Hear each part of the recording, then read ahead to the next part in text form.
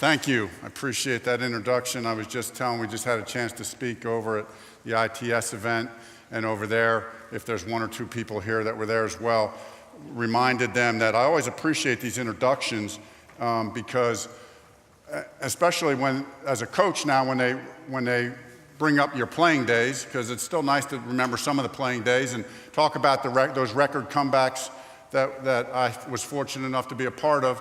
Of course, I always have to remind everybody that those were team records, but I'm always upset that they never tell you that I do hold one individual NFL record, and they always leave that out, and I'm disturbed about that.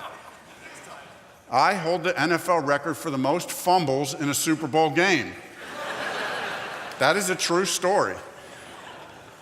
But that is a little bit about why I'm here to speak about Created to Compete, because I'm just fascinated how you can go from the greatest comeback in NFL history to humiliating yourself in front of millions of people and with a game that, what does it mean? How do we react? You can say, it's like if you tell your child who was just, your 9-year-old who's up to bat in the bottom of the 6th inning and the bases are loaded and their team is down by 2 runs and they happen to strike out and they come over to the sideline and they're crying. They come over to the bench and they get in the car and they're crying, and you try to console them by saying, you know what, it's okay, Jesus loves you.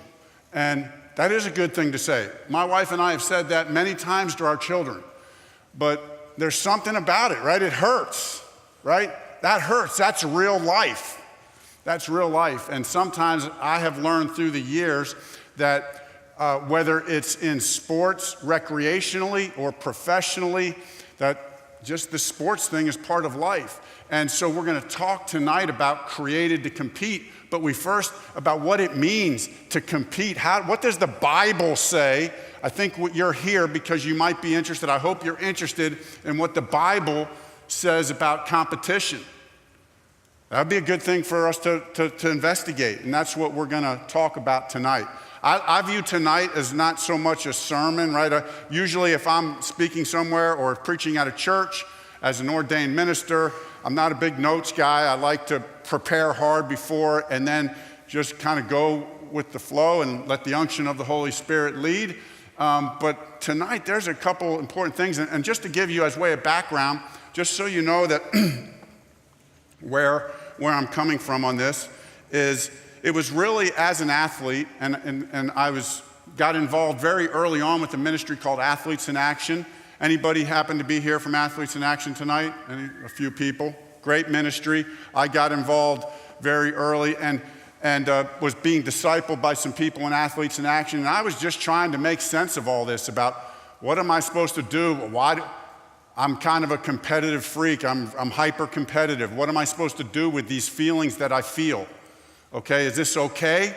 Or am I supposed to tone it down? Somebody help me here, right? And I found the Ministry of Athletes in Action really helped me early on. They had a little paperback book called The Principles of Competition. That was really some of the first starting when I started thinking about this. And then I started reading and studying a little bit more on it, went to seminary, started interacting with a lot of professors on it who I really respect and have written and spoken on this subject for many years. Now, I hope you can appreciate that I've been a football coach for the last few years, so I haven't spoken as much on it in the last 10 years, but I remain equally as passionate about it and feel like I'm getting the chance to live it out, right, in real life in the job that I currently hold. But it's a really important question to answer because at the outset, you got to establish this fact, that competition isn't just related to sports, it's in everything. It could be sibling rivalry. Right? It could be children competing in a spelling bee at school. It's businesses competing for market share. I mean, the reality is competition is everywhere. So my question to you is, on a scale of 1 to 10, how competitive are you? Now just think about that for a second. Are you the type of person that, oh yeah, I just got to win at everything I do? Right? I just got to win it, whether you're playing cards with your family or whether you're playing in church league basketball or whether you're just walking down the street with your wife and you want to beat her to the front door. Whatever the question is, you just have this competitive streak in you that you're going to win.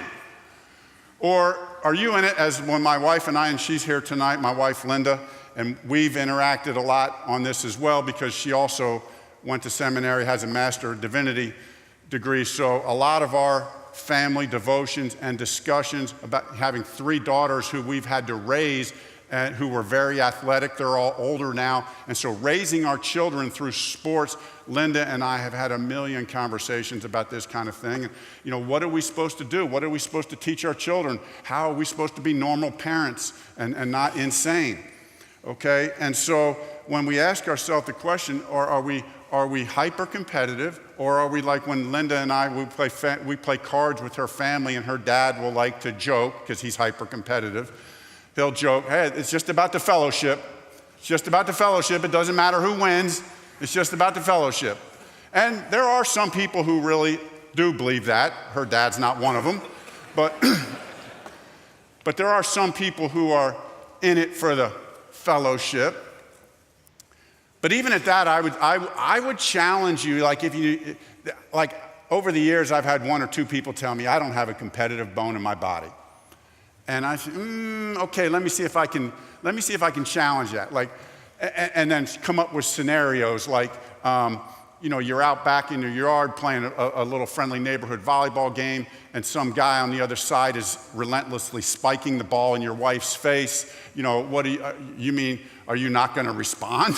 Or someone's picking on your child or your grandchild and making them feel less than something. And isn't there something that rises up in us that somehow connects to competition? And I believe the answer is yes.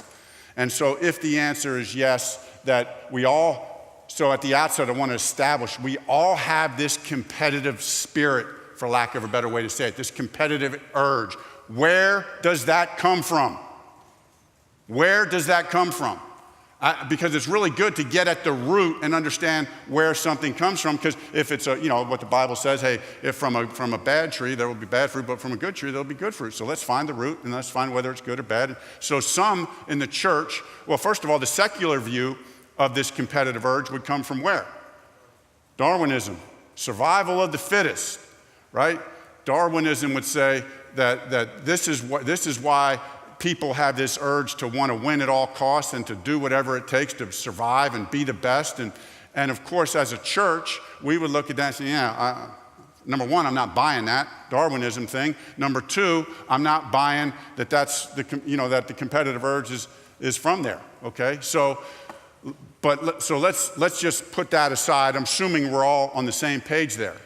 But let's look at it as a church, because the church, I really think, major league struggles with this area on what the Bible has to say about competition. It reminds me of a story. Our children are older now, but when one of our daughters was rather young, she was 3.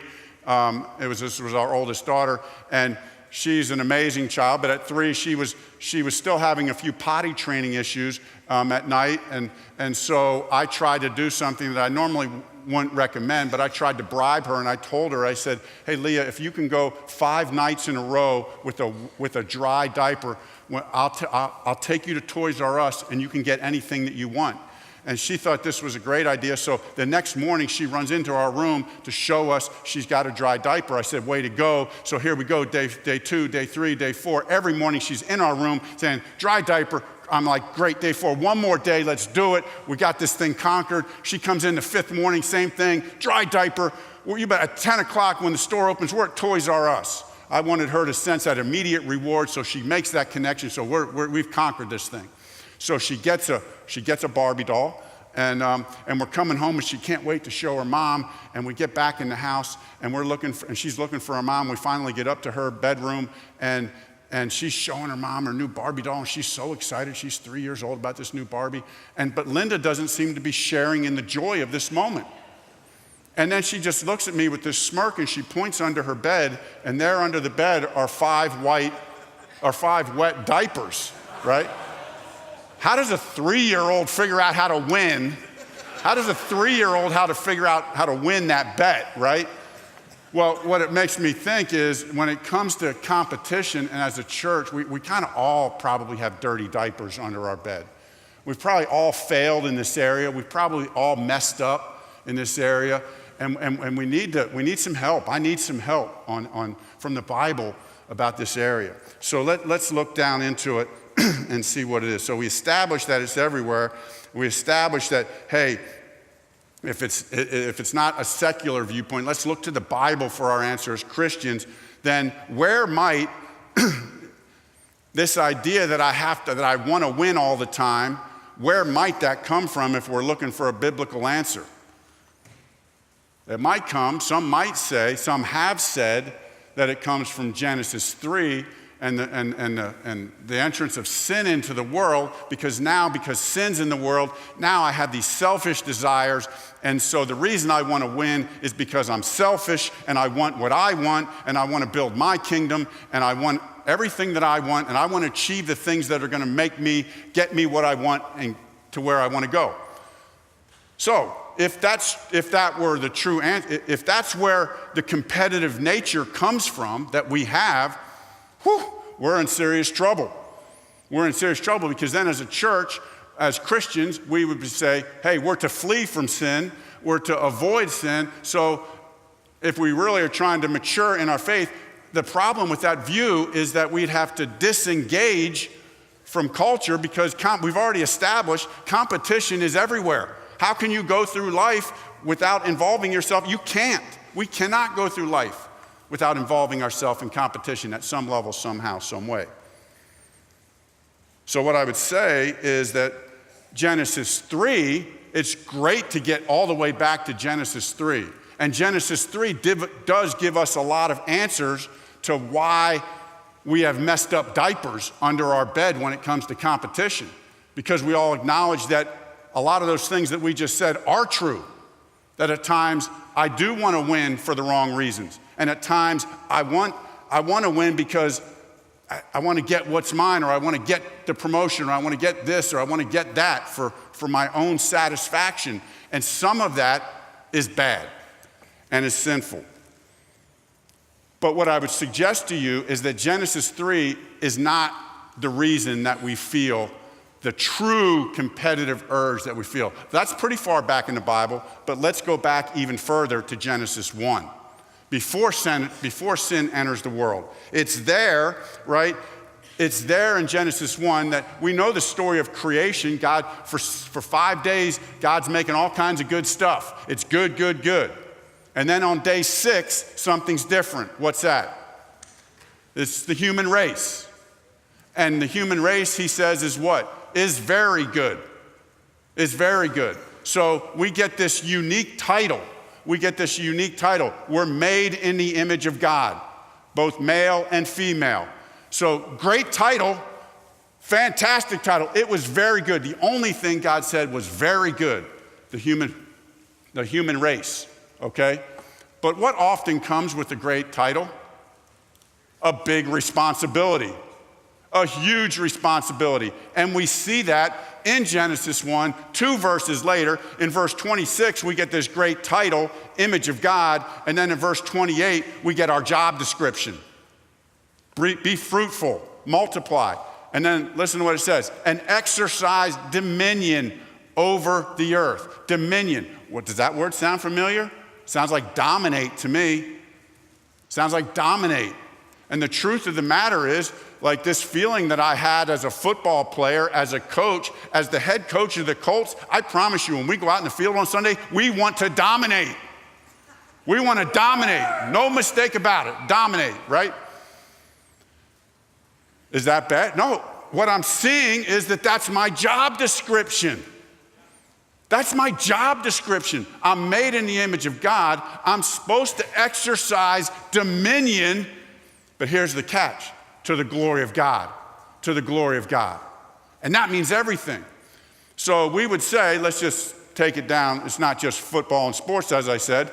If I said to you, hey, your buddy is a very domineering husband, that's not a very flattering term.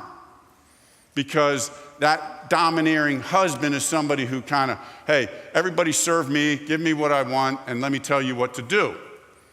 But what I would suggest to you is what the Bible God is giving this assignment this job description in Genesis 1:28. This is so, if you remember nothing else from tonight, then please remember this. We're made in the image of God, and he says, every person who's made in the image, here is your number one job description, because you're made in my image. Now go out and be fruitful and multiply to the ends of the earth. The Garden of Eden, he's telling that to Adam and Eve, but it's not just, that command is not just to Adam and Eve, it's to all made in the image of God. That's made clear.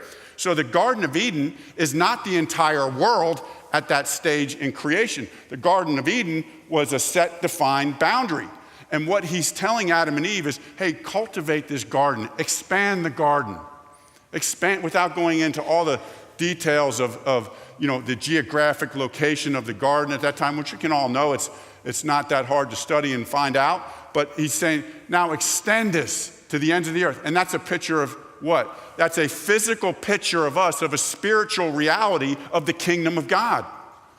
Because the Garden of Eden was a picture of man and woman being in perfect relationship in the presence of their Creator, the kingdom of God. Now expand, here's the plan, everybody.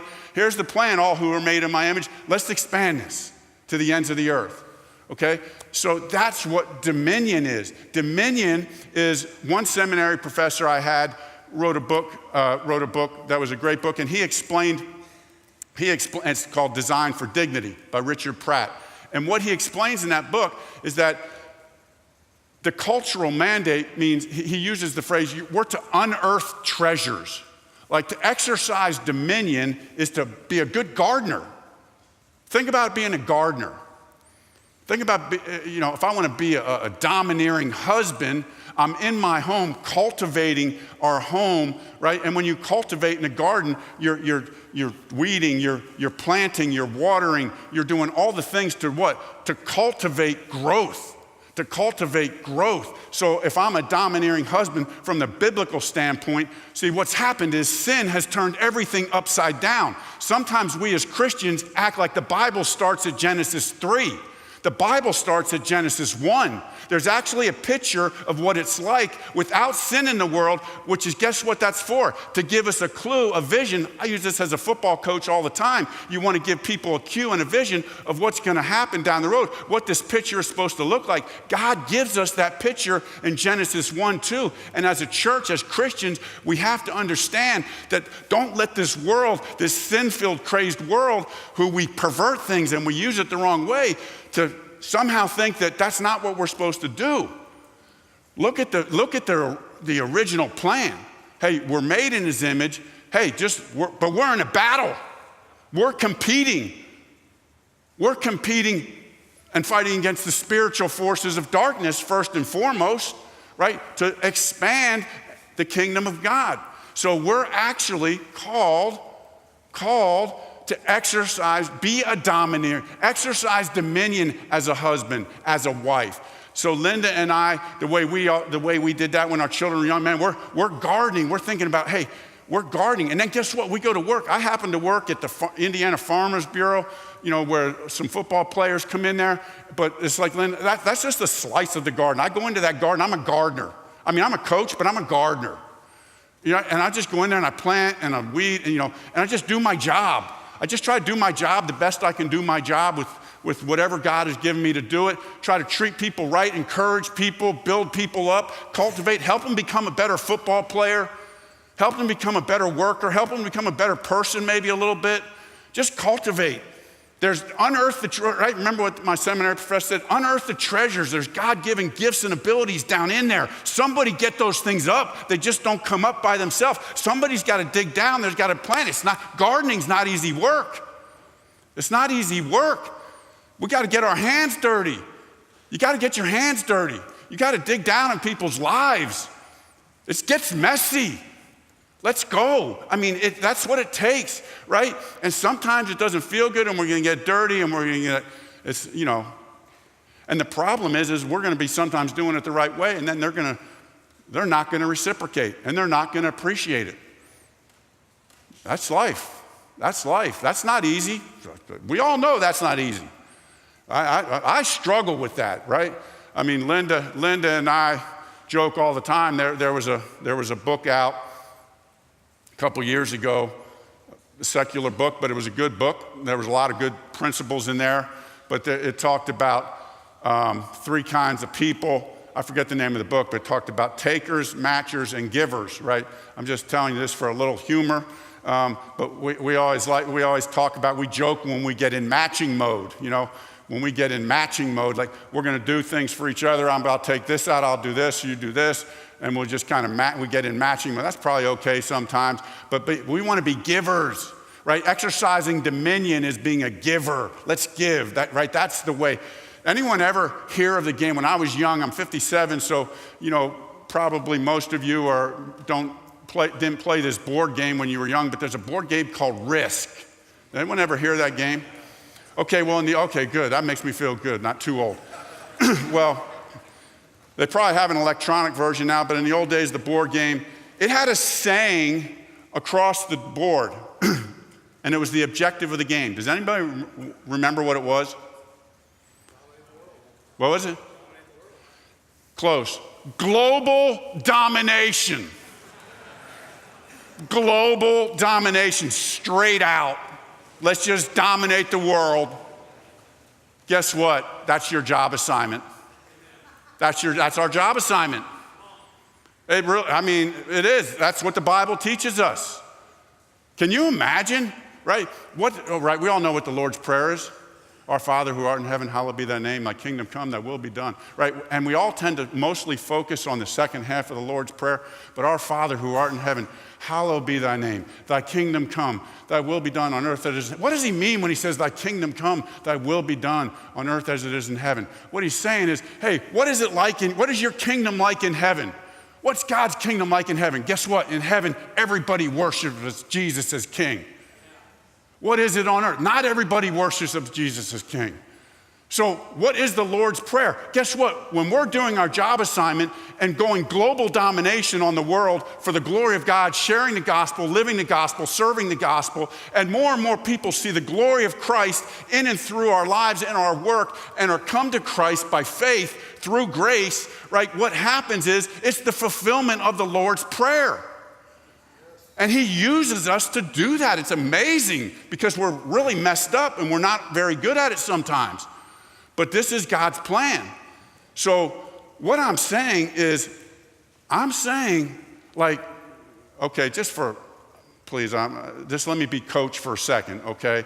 Like, come on, team, let's go. You know, let's go. We got work to do.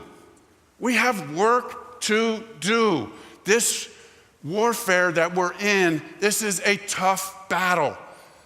The demonic forces of this world are real, right? And it's trying to turn the world upside down. Can you imagine this? I thought about this a few years ago. Imagine you were sitting in Lucas Oil Stadium and 2 teams came out on the field and they were all wearing the same uniform. And they all have those sunglass shields, so you really can't see their faces, so you don't know anything. They all look alike. They're all wearing the same number and the same uniform. Excuse me. So how are you going to figure out who's on what team?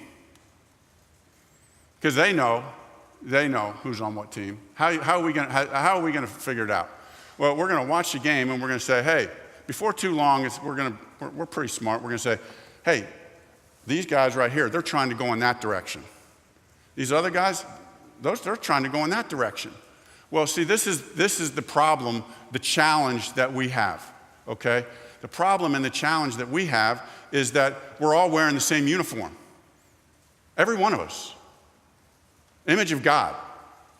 We're all wearing the same uniform. So how do we know, quote unquote, who's on what team?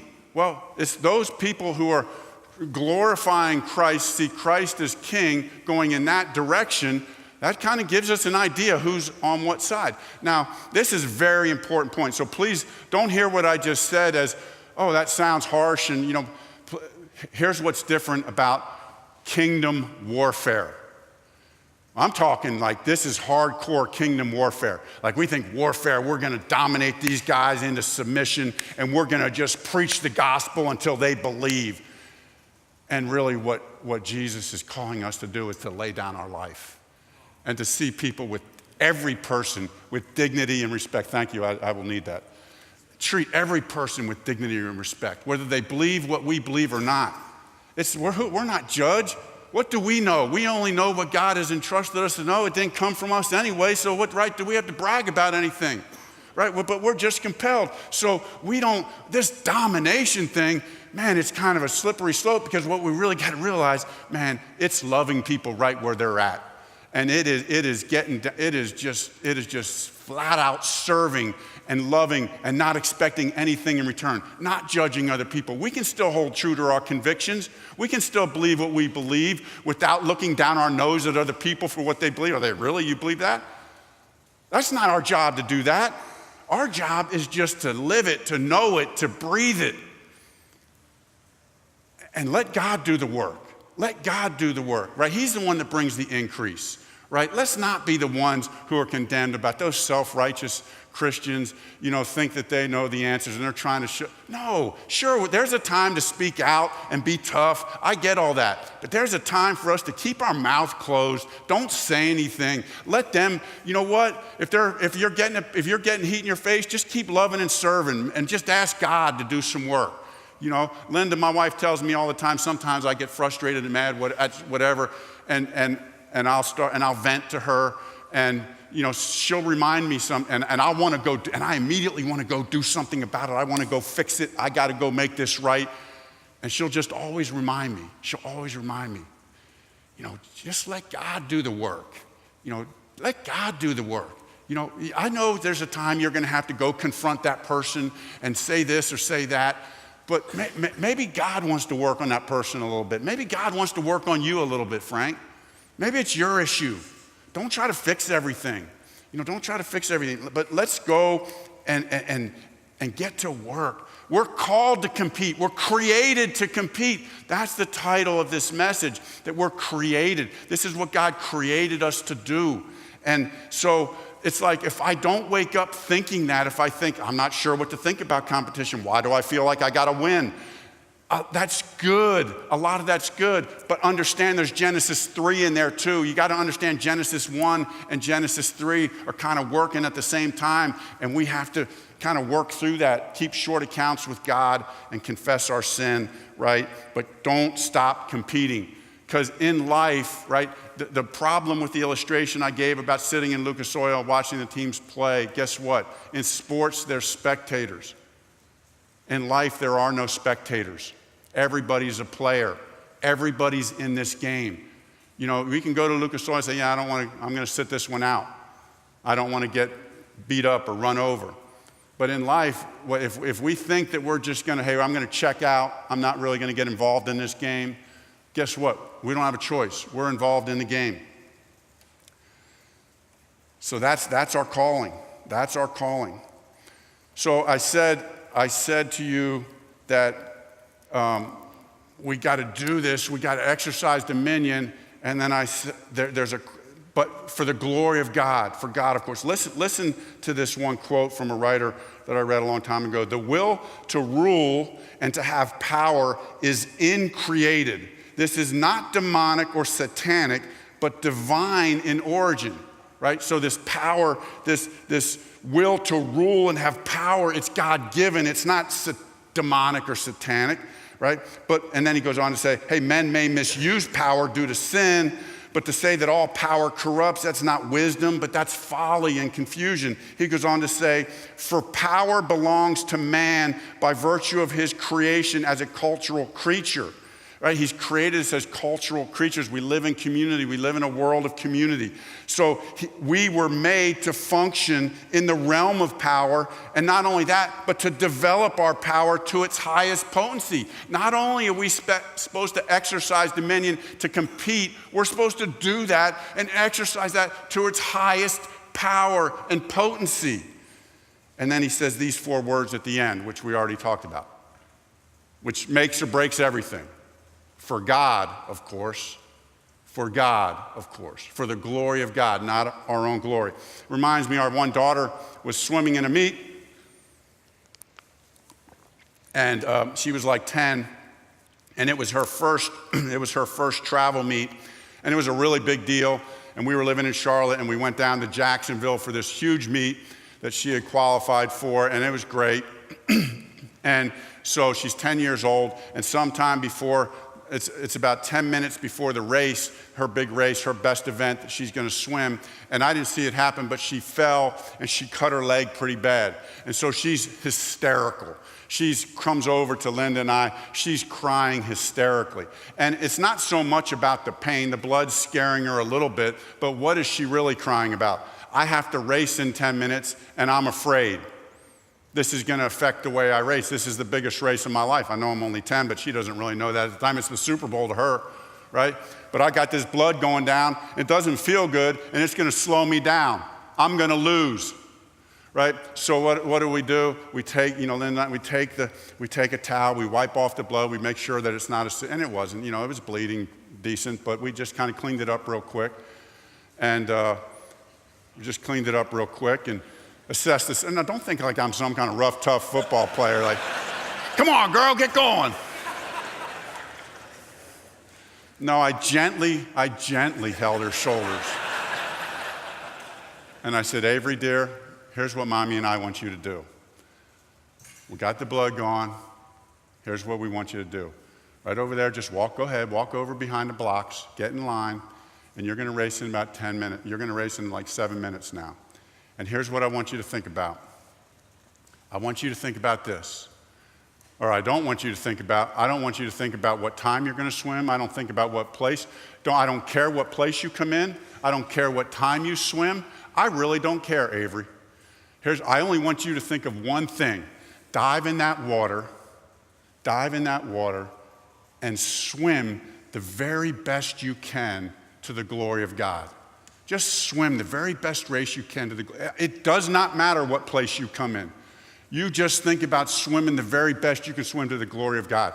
And you know what happened? It wasn't like that, but like over the course of about 30 seconds, the tears went away. And I think really what happened, it was like the shackles came off because she was freed up, right? That she had to live up to the expectations of her parents or her coaches or her teammates. And we had already talked to her. This wasn't like when we said swim for the glory of God. This wasn't like the first time we've ever said this to her. We've laid some groundwork on this, but this is probably like the first and most practical example, like the deepest example that we had in her life, and somehow it could be involved in sports, and for her to just get tangible. And okay, she swam great, but it didn't even matter. Her experience and understanding, because that's what happens. Even as a football coach for the Colts, we talk about this all the time. It's all about the process. We tell our guys, hey, we surrender the results to focus on the process. Now that's, if I were taking that and wanting to apply that to the story I'm saying there is, hey, we're surrendering the results here, Avery. We're just gonna commit ourselves to the process, and I'm gonna take it a step further with her to the glory of God. So just go out and do your best, because we believe that when we do that, we believe that as a football team, when we focus on the process and don't worry about the results, that we actually get the best results. It's really true, it happens. I mean, it happens all the time. So that's what it means. So as Christians, man, we should be the most fierce competitors, because there are no circumstances that we can face that can defeat us, because we know ultimately we do it for the glory of God. We do it for the glory of God. So we compete, we exercise dominion for the glory of God. But here's the second question. I want to wrap up with this question. This is a really fascinating, and there's a lot more that we could say about that whole Genesis 1:28 thing. I mean, a lot more.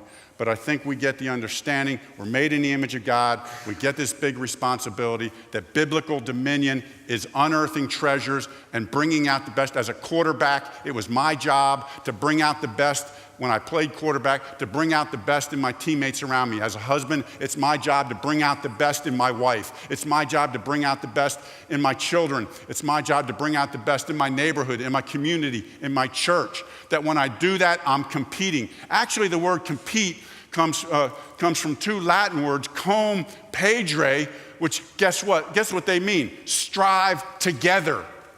Strive together. So we're striving together. So like even if Linda and I are playing a game where in essence we're competing against each other, when you get against somebody who's really good at something, what happens? What does that do? It brings out the best in you.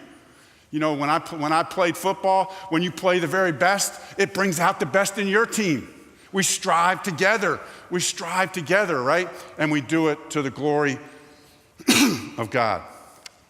So the second question then, so that's just kind of a summary about one final thing there. So the definition then, I would be remiss if I didn't say that. So a long time ago, reading and stuff, studying and stuff, I wrote down, here's the definition that what I would suggest would be a new definition of what competing is. And this really comes from Acts 20:24, if you read that sometime on your own. But it's striving together to complete the task to the glory of God. That's the definition in our household that we live by about what it means to compete. Strive together to complete the task to the glory of God. That's what competing is all about. You'll see that's what Paul says when Luke is quoting Paul in Acts 20:24. He says something very similar to that. So that's where that comes from. So then the second question, just quickly. Well, what about, we talk about winning, but doesn't really matter. And what really defines winning? What really defines winning? Is it performance? Is it performance? I mean, after all, the valedictorian of the class gets the scholarship. The team with the most points wins the state championship. Are they winners? Or is it simply about character and effort? Is it about, having the right attitude, giving effort? If we're honest with ourselves, we've probably fallen into both of those camps. Because, okay, we're going to be mature Christians and say, yeah, let's just focus on the character and the effort. Yeah, well, that's the mature thing to think. Maybe, probably. But I think I had a seminary professor help me come to this revelation a number of years ago. How about if we see how Jesus handled winning? Let's see what he thought. What's the answer to that question? Which was more important to Jesus? Performance to the gospel? Because, right, the gospel is what? Jesus wins. Right? Is that the gospel? He defeated sin and death and Satan. And he sits at the right hand of God. Jesus wins. That's the gospel, okay? That is the gospel. So how did Jesus win? Was it about character or was it about performance? Yeah, it was about both. Because we know, right, that he lived a perfect life, a sinless life. His performance was 100%. That's good news, brothers and sisters, because what the Bible teaches us is, guess what our performance is? It's not in the 50s or the 60s. Actually, the Bible says our performance is the big Zippo, that all have sinned and fall short of the glory of God, that every good work is as filthy rags unto the Lord. And the gospel says that it's like this. Okay, here was my problem, quick testimonial. Before I was a Christian, I had this perverted view of the gospel that said something like this: God grades on a curve. I'm not the best person in the world, but I'm not the worst person in the world, so I'm gonna get to heaven and God's gonna say, here's the good you did, here's the bad, I'll give you a C+. Okay, I'm in. But then someone had the audacity to tell me that that wasn't true. And that actually what was true, that what the Bible teaches is that, Frank, you get a 0, Jesus gets 100, and when you place your faith in him, guess what? He gives this to you freely by his grace. You get his score of 100%, and he takes on your score of 0. Who doesn't want that? That gospel that's not given to you based on what he saw you were going to do. That gospel that's given to you based on we were dead in our trespasses and sins. There was nothing redeemable about us. Nothing, not one thing. He didn't look into the future and think you were going to be a good Christian and say, here you go, I'm going to throw you salvation. No, we deserved none of that.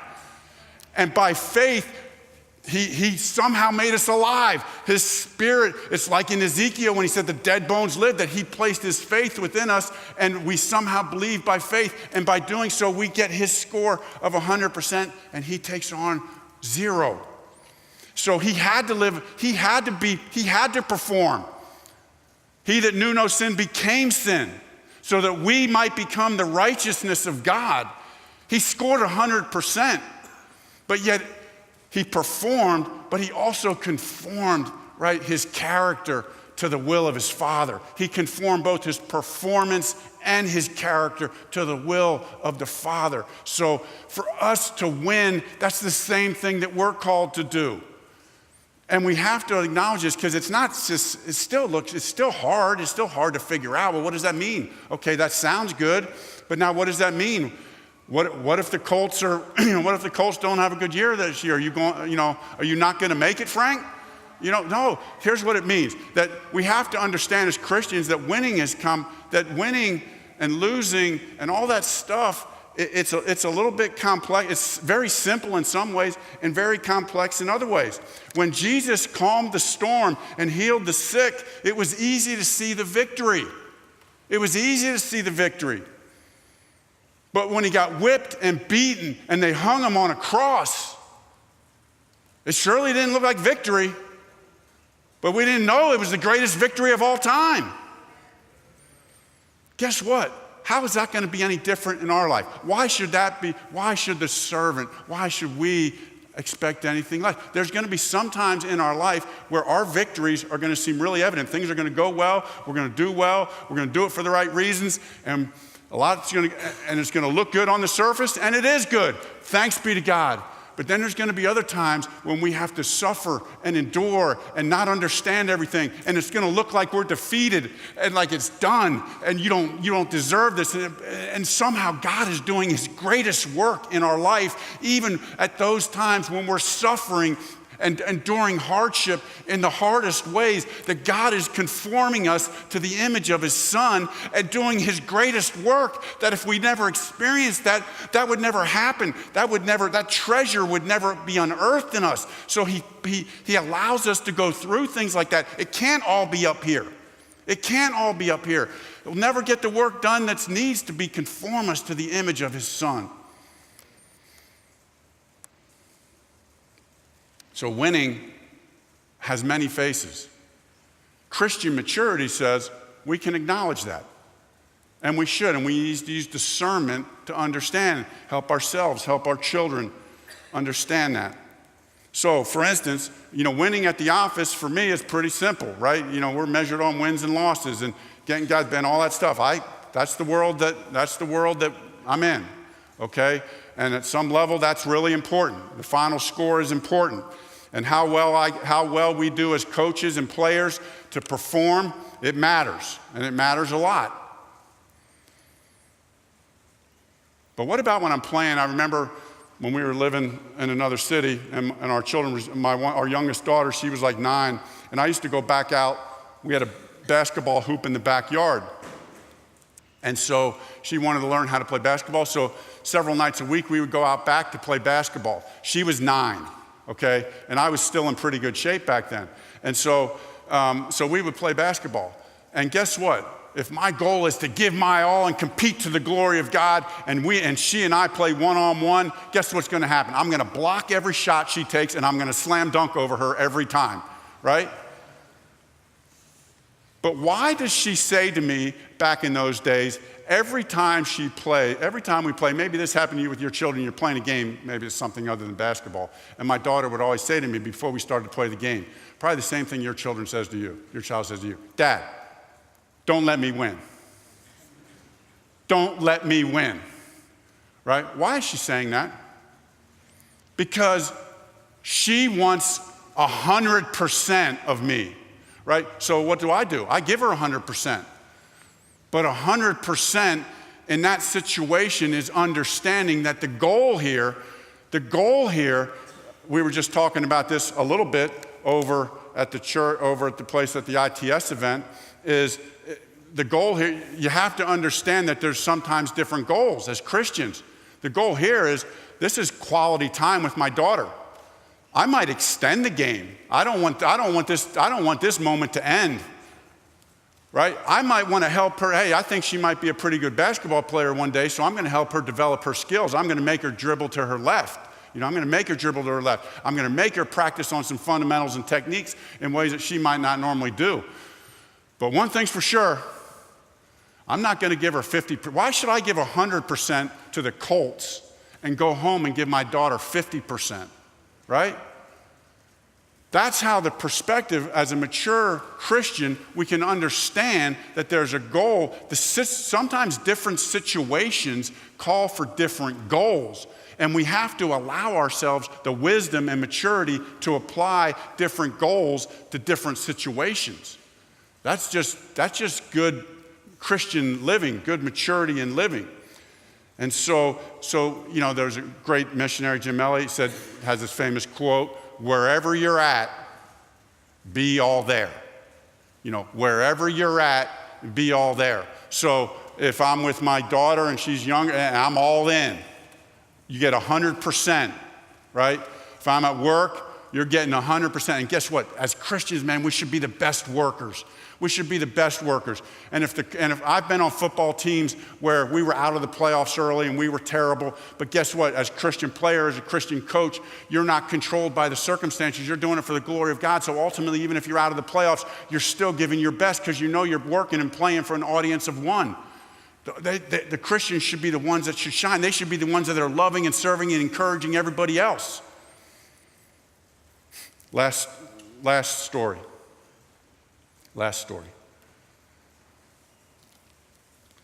So, my wife Linda, a number of years ago, because there's the last part of this, right? And when we're doing something for the glory of God, and we're understanding, what our role is.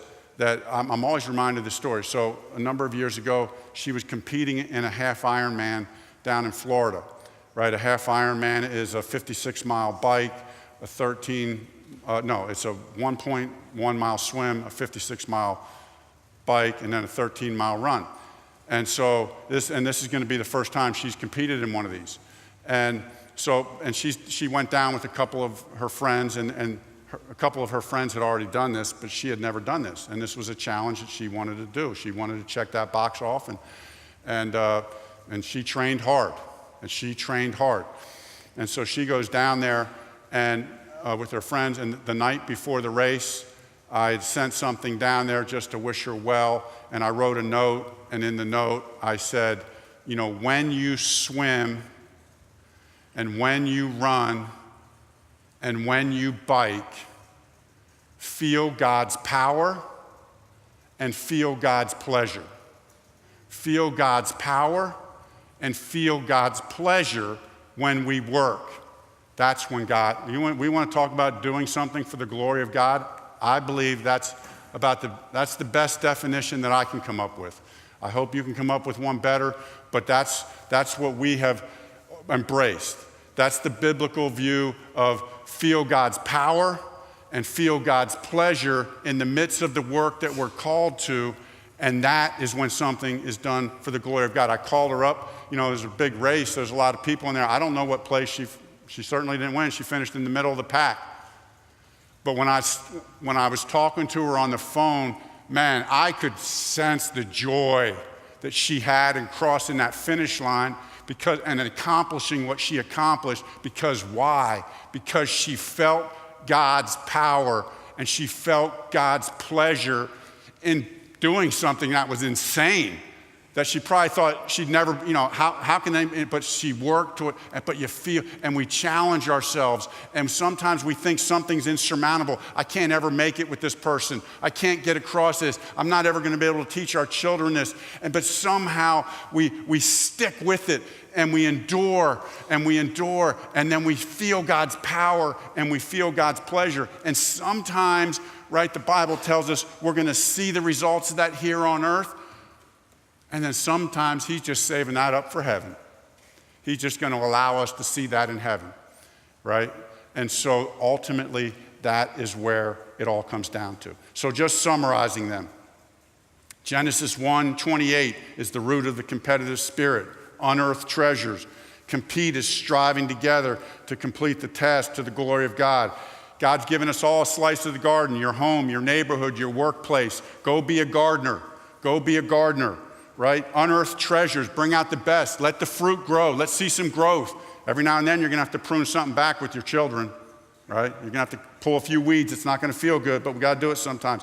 Genesis 3 turns things upside down. I'm not always going to do it right. I'm going to sin. I'm going to get selfish. I'm going to do it for the wrong reason. Confess our sin. God is faithful and just. Get back on the right path. Do it to the glory of God, right? Jesus, the gospel is Jesus wins. He defeats sin and death. He does so. Performance and character, they both matter. Be excellent at what you do in your job. Do the best you can do in your job, whatever it is. All work is sacred work. There is no, sometimes the world likes to draw a line like sacred work and secular work. Guess what the Christian view is? All work is sacred that's done to the glory of God. Not just the pastor, not just the missionary, being a football coach, being whatever. All work done to the glory of God, right? It's sacred, right? So it matters, right? Conforming our character and our actions to the will of God. Do a good job. Be good at what you do. Develop it to its fullest. Right? That writer said, hey, you were made to be good at it, so be as good as you can be. And then be content, right? Be at peace. Don't compare to what somebody else has or what it doesn't matter. We answer to God.